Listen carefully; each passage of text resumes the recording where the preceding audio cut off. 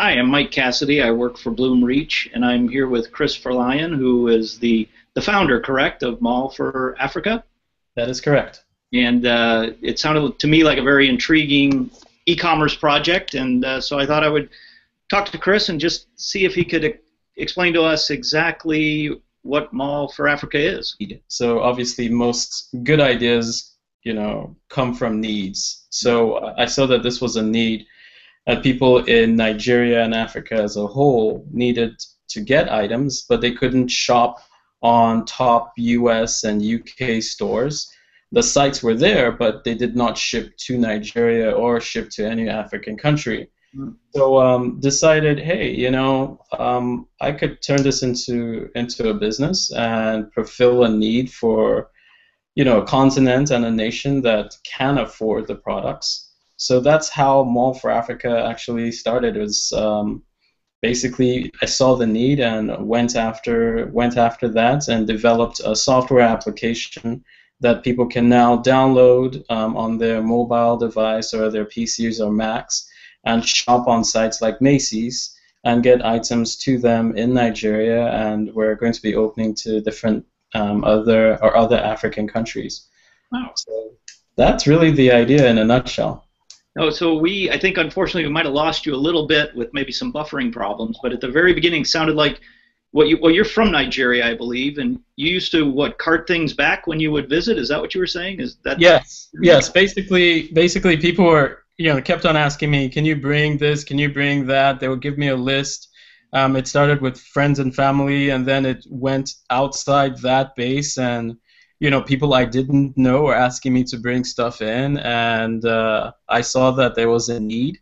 Wow. And decided to develop an application that could take care of that need, or So now I think we've all watched with some amazement the way e-commerce has evolved, even in the past 5 years. And one of the things, of course, that's huge is mobile, and I'm kind of wondering how important the evolution of mobile commerce is in what you're doing. Whether that was something that was almost necessary for your business plan. It was. It was absolutely necessary. Most people in Nigeria and in Africa in general are online via their smartphones. Mm-hmm. So most people that's their connection to the internet. It's not via their PC or their desktops or anything like that.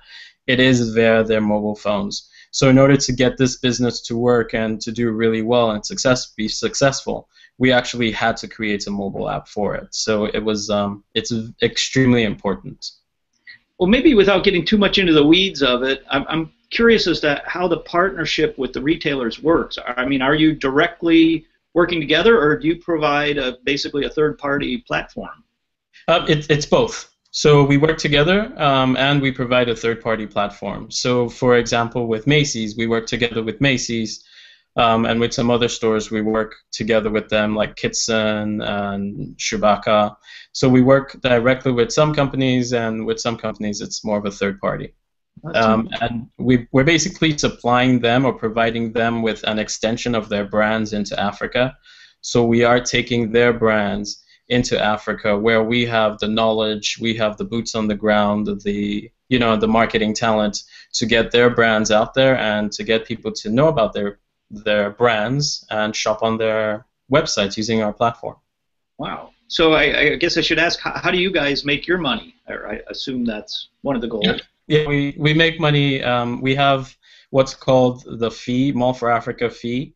So whenever you make a purchase, you will see, there's an additional line item when you're making your purchase that says Mall for Africa fee, and that's where we make our money. So we make our money off, basically fees. Okay.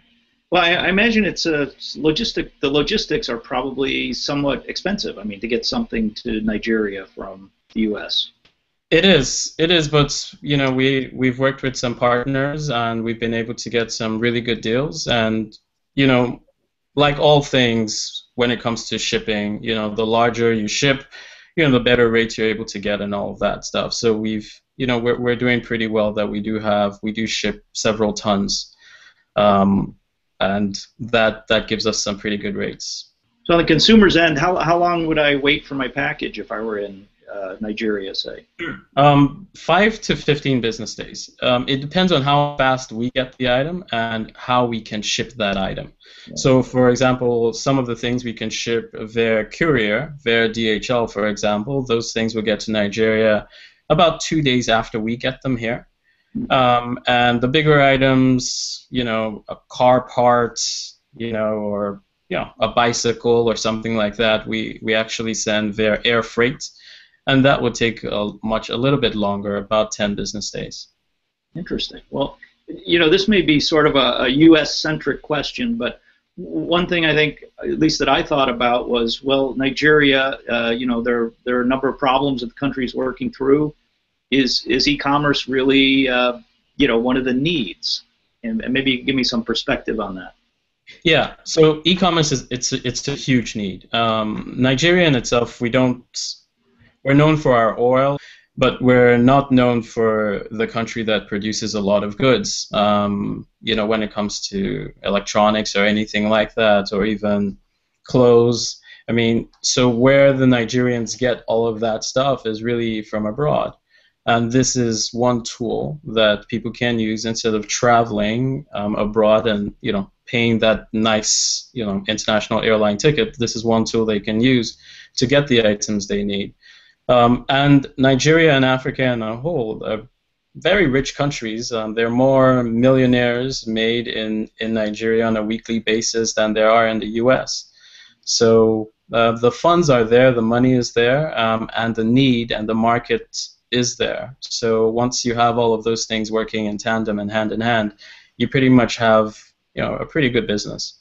That's interesting. Well, one last thing, do you care to take a crack at taking a look at the future of e-commerce? I mean, this is what you're doing is something I hadn't thought about till recently. I mean, where are we going from here?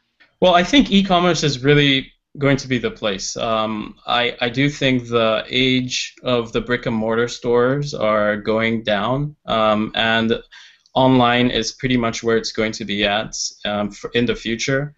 And you can actually see the trends going that way. You can see more brick and mortar stores are either reducing their locations or shutting down and just going directly online.